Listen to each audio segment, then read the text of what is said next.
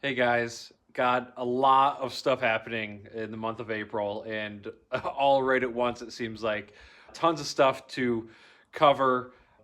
I've I've been hesitant to talk about my personal life too much, but I feel like I have to touch on it a little bit because you're gonna to meet somebody this week who's gonna be helping with the fiberglass, and you're gonna wonder who he is probably.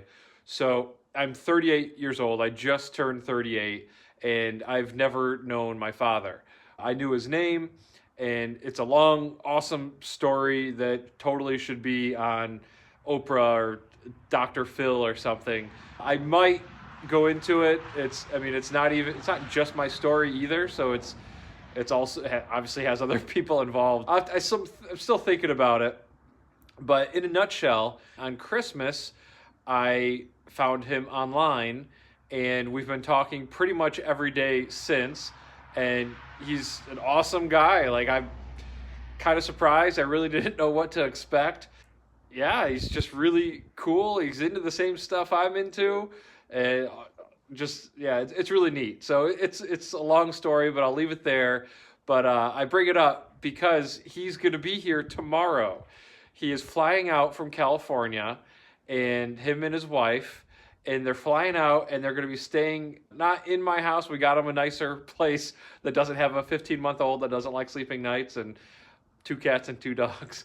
So we got him a better place to stay, and he's going to be here for 11 days, and we have a bunch of stuff planned. Lots of things to see in Ithaca, in central New York area, and he's also going to be helping me with the fiberglass on the version 2 T-Rex. So when you see him, I'll be doing some filming because, of course, that's what I do. I document all this stuff. So you'll see him, and you wonder, like, who is that guy? That's who it is. That's my father. I'm out here. I'm planning where the fiberglass is going.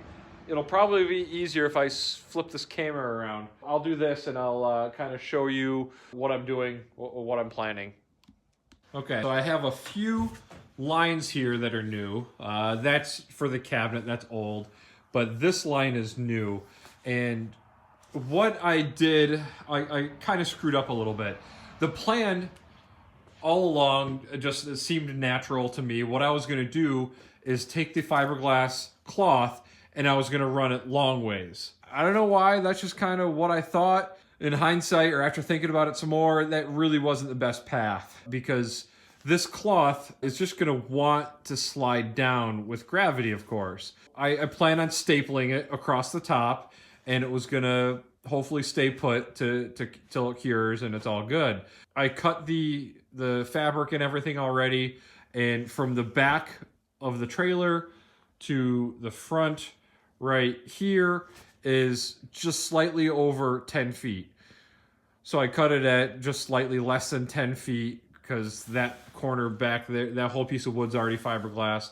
But anyway, so I cut it already.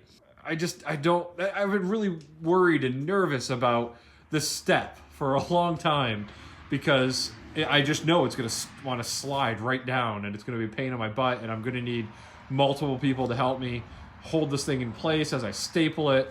And stupid me did not think about the option of just arching it over the camper.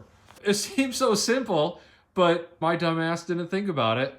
So hopefully this helps you guys in the future, because if I just thought of that, then I wouldn't even need a team of people to help me. It'd be so much easier to do. So what I'm doing now is trying not to waste these two pieces that I had already cut, because unfortunately this fabric is pretty expensive.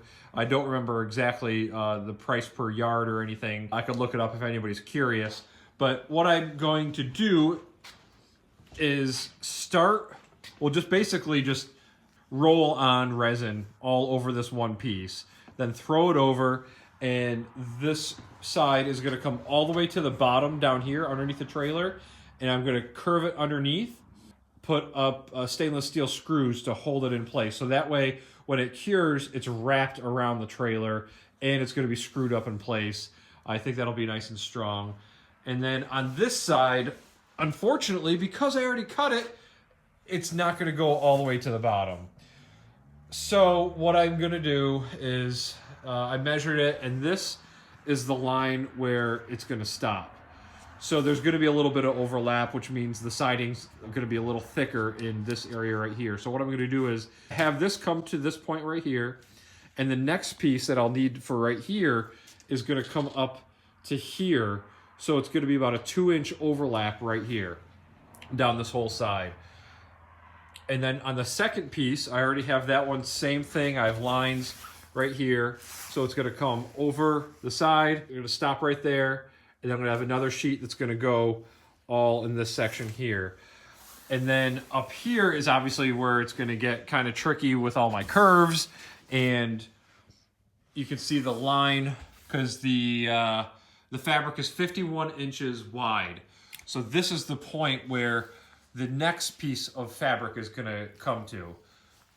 And I'm just gonna have to cut this a little bit, take out a little fabric, make sure that curve stays there. And then the front is gonna take a few more pieces and tries. I haven't cut any of that quite yet. So yeah, that's the plan for the first 2 pieces. And then for this front section here, I'm gonna overlap it as well. And it's going to overlap. This is right about 3 inches. I think it's actually a little bit more than 3 inches.